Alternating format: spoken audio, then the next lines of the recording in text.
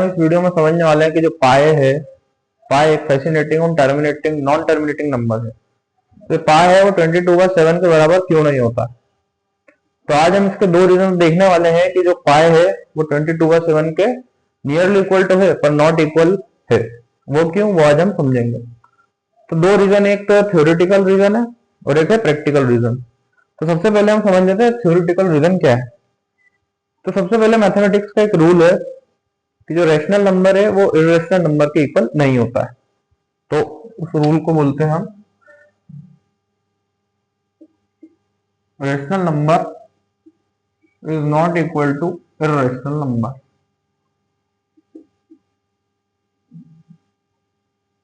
अब हम छोटी सी समरी में समझ लेते हैं कि रैशनल नंबर और इर्रेशनल नंबर क्या होते हैं। रैशनल नंबर वो नंबर होते हैं कि जिनको हम डिविजिबल करने पर किसी एक पॉइंट पे आकर वो रुक जाते हैं, मतलब टर्मिनेट हो जाते हैं। For example 2/3, 9/2 etcetera.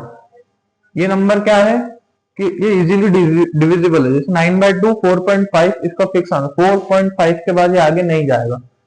वैसे इरेशनल नंबर क्या होते हैं, ये नॉन टर्मिनेटिंग है और नॉन फैसिनेटिंग है, जो कभी रुकते ही नहीं है, मतलब चलते ही जाते हैं। For example 3.2879 dot dot dot, ये चलते ही जाएंगे, मतलब इनका कभी भी एक फिक्स पॉइंट नहीं आएगा कि वो रुक जाए।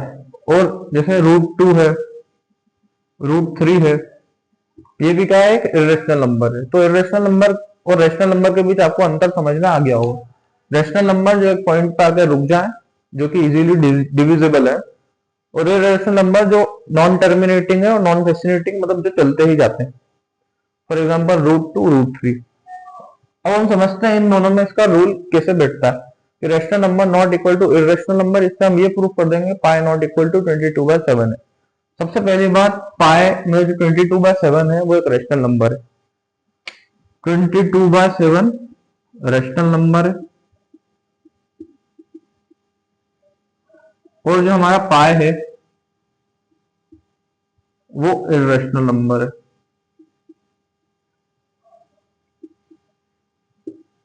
अब इन दोनों को अगर हम कंपेयर करें, इसको और इन दोनों को, तो हम बोल सकते हैं कि जो पाई है वो नॉट इक्वल टू 22/7 है।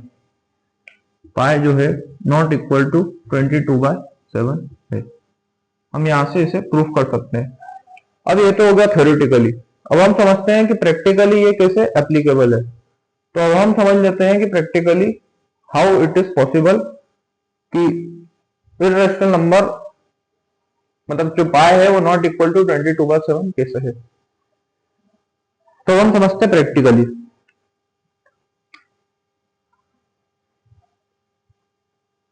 सबसे पहले जो 22/7 है उसकी वैल्यू होती है 3.142857।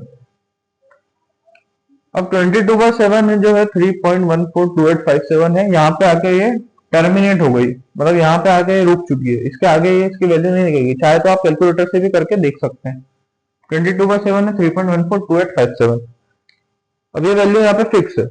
वैसे अगर हम पाई की वैल्यू देखें, ये आप गूगल से भी देख सकते हैं, चाहे तो आप साइंटिफिक कैलकुलेटर से भी पाई की वैल्यू देख सकते हैं, जो कि लगभग है 3.14259, और वो फिर चलते ही जाती है।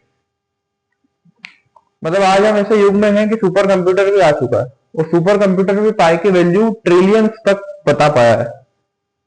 ट्रिलियंस मतलब बिलियन मिलियन के भी आगे जो होता है ट्रिलियंस, वहां तक बताया है। यहाँ तक कि अभी क्वाड्रिलेटरल, क्विंटिलियन, यहाँ तक भी पहुंचने वाला है। लेकिन पाई की अभी तक एक फिक्स वैल्यू नहीं मिली है। तो प्रैक्टिकली हमने ये जान लिया है कि जो पाई है वो 22/7 के नॉट इक्वल है। लेकिन हम इसको पाई को नियरली इक्वल टू बोल सकते हैं 22/7 के। नॉट इक्वल ना कहने की जगह हम बोल सकते हैं कि वो नियरली इक्वल है। क्यों? क्योंकि पॉइंट के बाद के दो डिजिट, मतलब 3.14 यहाँ पे भी कॉमन है, 3.14 यहाँ पे भी कॉमन है। अब यहाँ पे 3.14, यहाँ पे 3.14 कॉमन है, तो हम बोल सकते हैं कि पाई जो है वो नियरली इक्वल है 22/7 के। अब कुछ इंटरेस्टिंग फैक्ट हम पाई से रिलेटेड जान लेते हैं। सबसे पहला है जो पाई डे है वो बनाया जाता है 14 मार्च को। अब ये 14 मार्च को ही क्यों बनाया जाता है? तो इसका रीजन ये है, मार्च से हो गया 3, और इसके बाद जो नियरली इक्वल है 0.14 से हो गया 14, तो 14 मार्च को ही हम वर्ल्ड पाई डे बनाते हैं। तो इस वीडियो में हमने आज जाना है कि जो पाई है वो एक इरेशनल नंबर है, तो वो 22/7 के इक्वल नहीं हो सकता क्योंकि वो एक रेशनल नंबर है। दूसरा रीजन हमने ये जाना कि जो 22/7 है वो एक जगह उसकी वैल्यू फिक्स है 3.142857, और पाई जो है वो नॉन टर्मिनेटिंग है, मतलब कभी उसका द एंड है ही नहीं। उसकी वैल्यू सुपर कंप्यूटर भी ट्रिलियन तक निकाल पाया है। वो पाई को हम नियरली इक्वल बोल सकते हैं, ना कि प्योरली इक्वल। प्योरली इक्वल इसलिए नहीं है क्योंकि इनकी जो नियरली इक्वल इसलिए 3.14 दोनों में कॉमन है, इसलिए हम पाई को नियरली इक्वल टू 22/7 बोल सकते हैं। अब अगली वीडियो आने वाली है कि जो सम ऑफ ट्राइंगल्स है, जो हम पढ़ते हैं ना, interior angle of every triangle is equal to 180 degree, वो भी गलत है। मतलब एवरी ट्राइंगल का जो एंगल्स का सम है 180 डिग्री नहीं होता। तो इस वीडियो को देखने के लिए आप चैनल को सब्सक्राइब करें, वीडियो को लाइक करें और बेल आइकन को दबाना न भूलें। Thank you.